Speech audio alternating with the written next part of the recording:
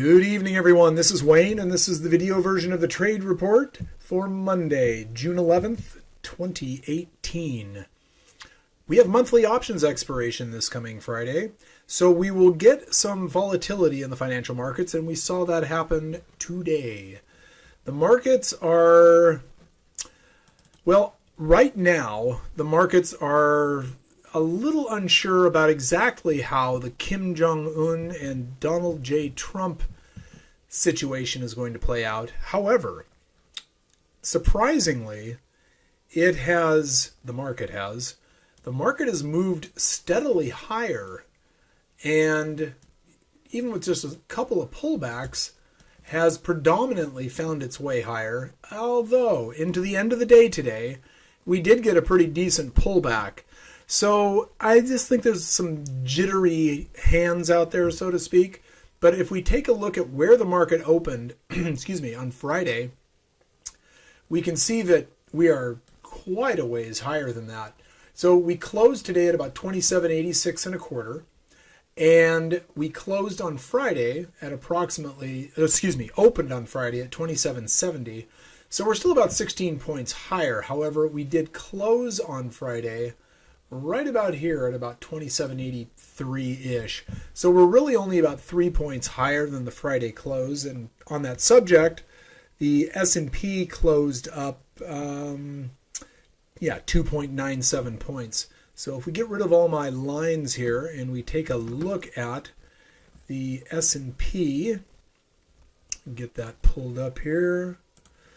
Been looking at charts all day long today.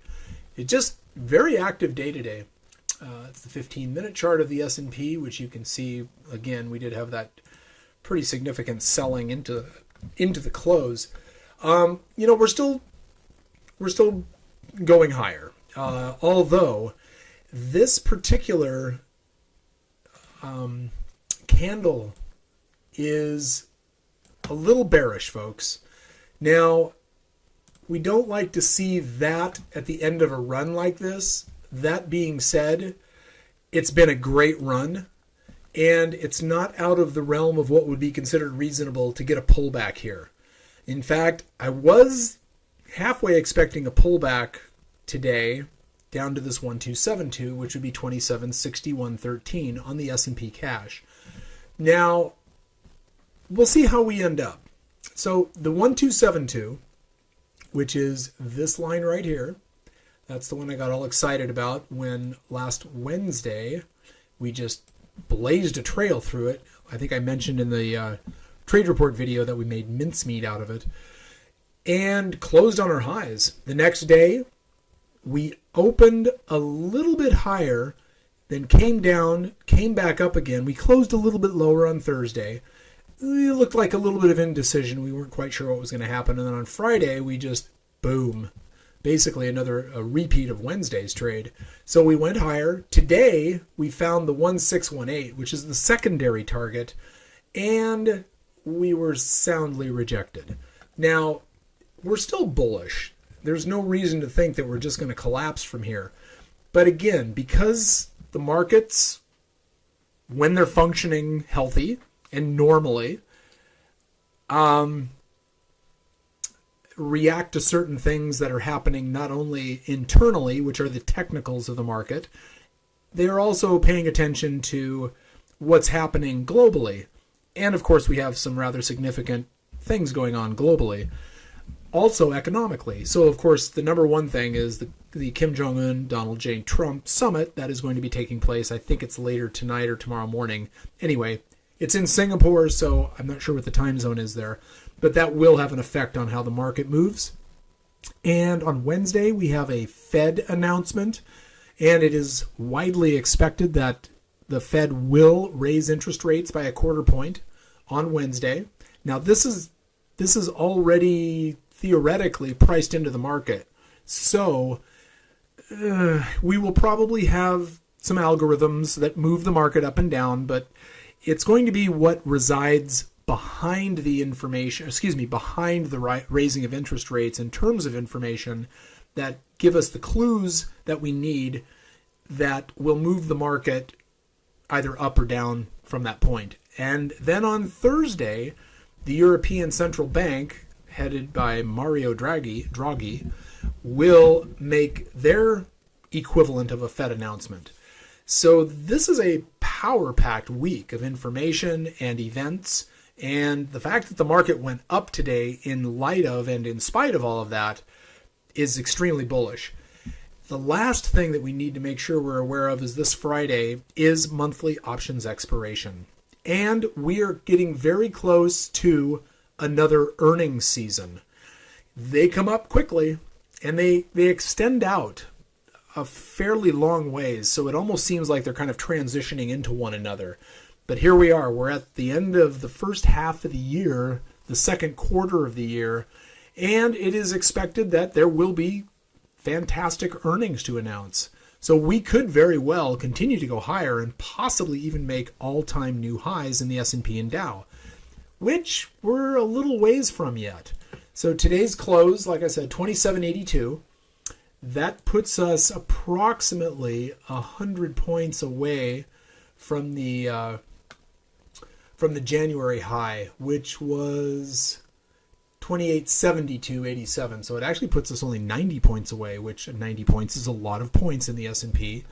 But if we look at the Dow, I think the Dow was even higher comparatively speaking. Today the Dow closed up about 6 points at 25,322, and the January high, which was the all-time high, was 26,616. So yeah, about 1,300 points. So that's the equivalent of about 130 S&P points. So yes, the Dow has a lot more work to do. Now, as we know, the Russell has been making new highs for about the last couple weeks. So it's just still on fire.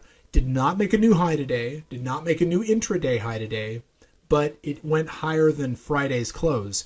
So it's still in an uptrend. It's still looking amazing. And there's no reason to expect that it will reverse. It may have a day or two where it rolls over a little bit, not unlike this area right here, and then continue the rally. Maybe have something like this happen and then, continue the rally. But we have this little area right here in the Ichimoku cloud, which we're very close to right now. And the fact that the Russell has, for all intents and purposes, ignored this is very bullish as well. So we have a lot of bullishness in this market right now. We just got a sell signal in the Russell, actually. The Russell futures, I should say. And just for grins, since we're talking about the Russell, let's take a look at the Russell futures. And, okay, it's just a very minor technical dynamic. These little red dots, and by extension green dots, which denote buy signals, are generated based on a set of criteria that are associated with the previous bars open and close, and where the current bar, where the signal is generated from, opens and closes as well. So just so we get some sell and buy signals sometimes that you kind of have to look at and say, okay, we need to wait and see what happens. And especially in the extended session when there's not a lot of volume or trading activity in general, buy and sell signals don't really carry as much weight. Okay, so anyway, back to the Russell. So again, very strong, still in an upward trend. And the last market we want to look at is the NASDAQ. Excuse me. I seem to have a frog in my throat today. NASDAQ, pretty much the same story as the Russell. Not a new all-time high and not a new intraday high, but definitely holding its own, doing well. Closing higher today by about 14.5 points. But it also has a very, I would call it, ominous cloud formation here. It just looks like the market would do well to take a pause. Not collapse by any means, but I've talked about this before, just kind of roll over a little bit and then continue the uptrend.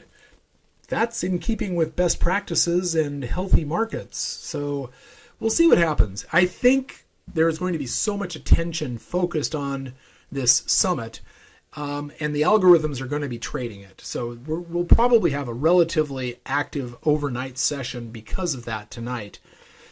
And then tomorrow, Tuesday, kind of some overlap, if you will, into the regular session. From that, there'll be a lot of news associated with it, a lot of information. Inevitably, there'll be some takeaways from it that will be assessed, evaluated, and applied to the markets. So a lot of things going on. And let's see, individual stocks today. Just kind of looking at the watch list here. I took a position in CMG today. Now we do need to look at the VIX, but let me just show you CMG. I had half a mind to buy some CMG on Friday, and I don't like buying things into the weekend, and I should have. Obviously, I say I should have because obviously CMG had a really nice move today. So CMG was up 13.25. This is the trade that I did in CMG. Let me get CMG. Give me that CMG. So CMG, for those of you who don't know what CMG is Chipotle Mexican Grill.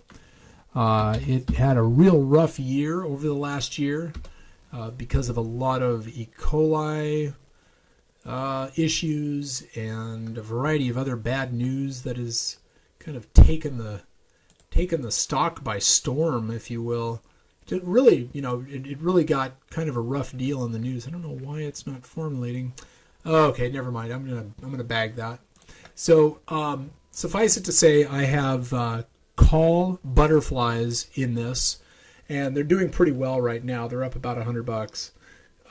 I bought them, and they'll expire not this Friday, but next Friday. And on the subject of this Friday and next Friday, I'm actually going to be on vacation. I'll still be monitoring the trading room. I'll still be posting things to Facebook and Twitter, but I'll be a little less active. I need to maintain my positions, but my wife has an expectation that I will participate in her vacation. So, and that's, I think, reasonable. So I'll be a little less participative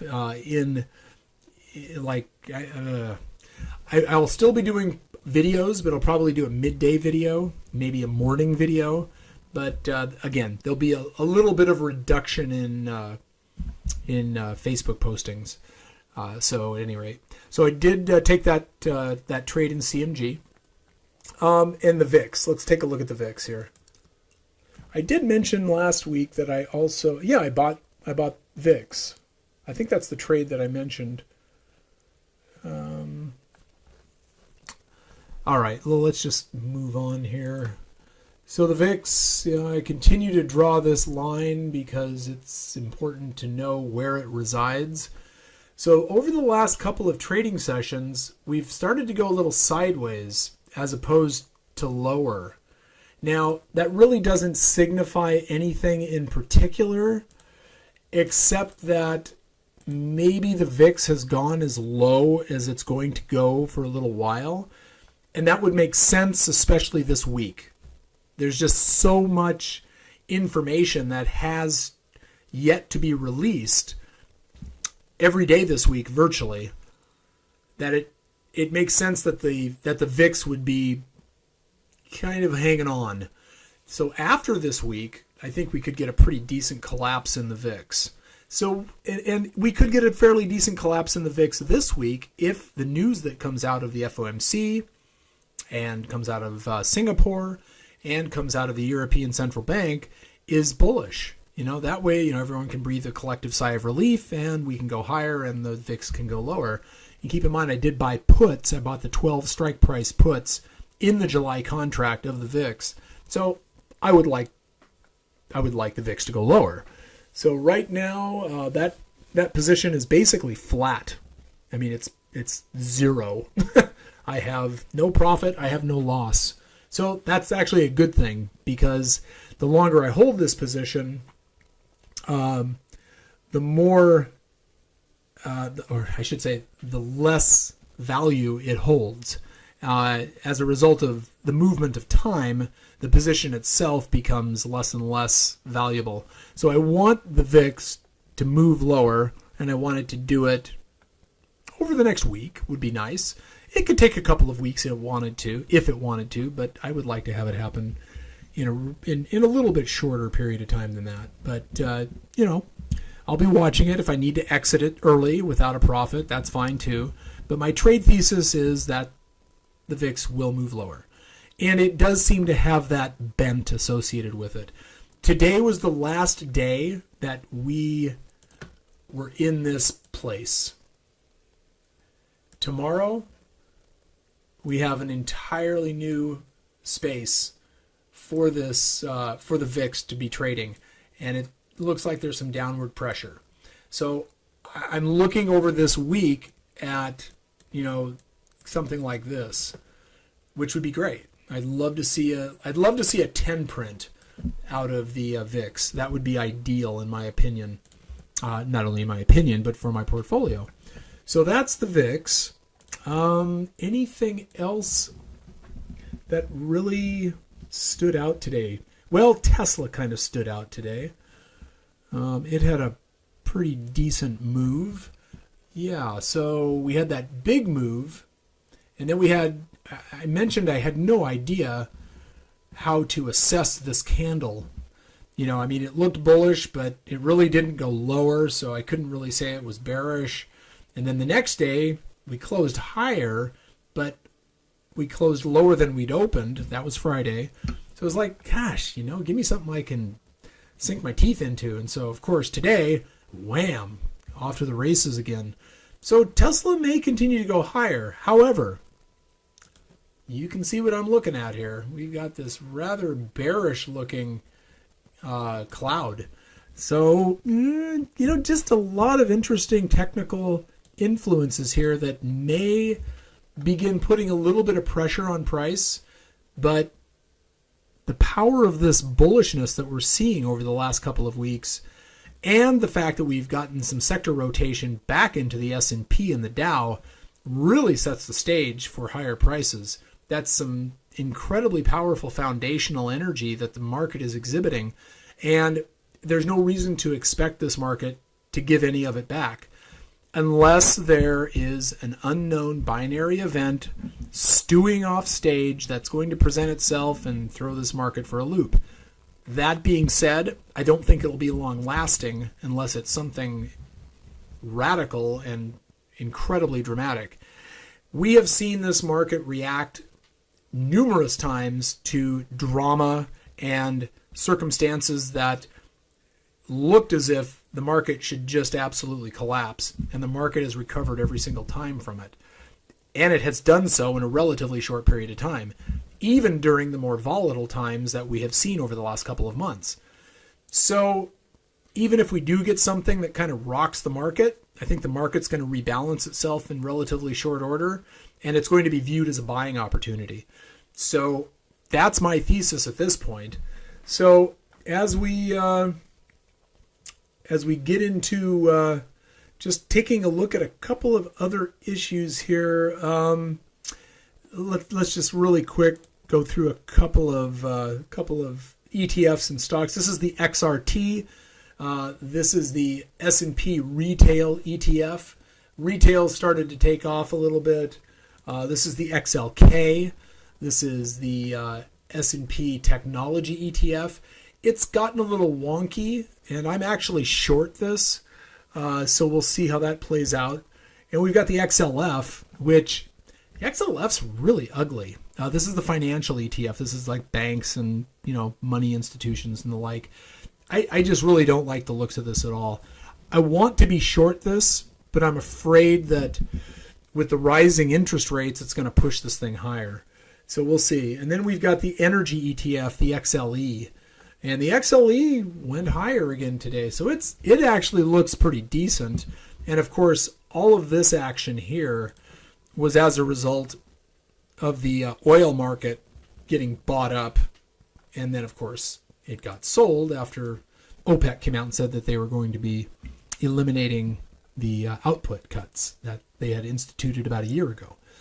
All right, so that's energy, retail, financials, and technology. I could go over several more, but there's really no reason to. It's just basically a market at this point that is, for all intents and purposes, kind of hitting on all cylinders to some degree, with a couple of outliers, if you will, that are just individual stocks are going to trade individually, of course. But for all intents and purposes, this market is stabilizing very nicely. The VIX is heading lower, and it's also stabilizing, interestingly. We have a lot on the agenda this week, including monthly options expiration this Friday. So with that, trade safe, trade what you see if you choose to trade at all. Good night and good trading.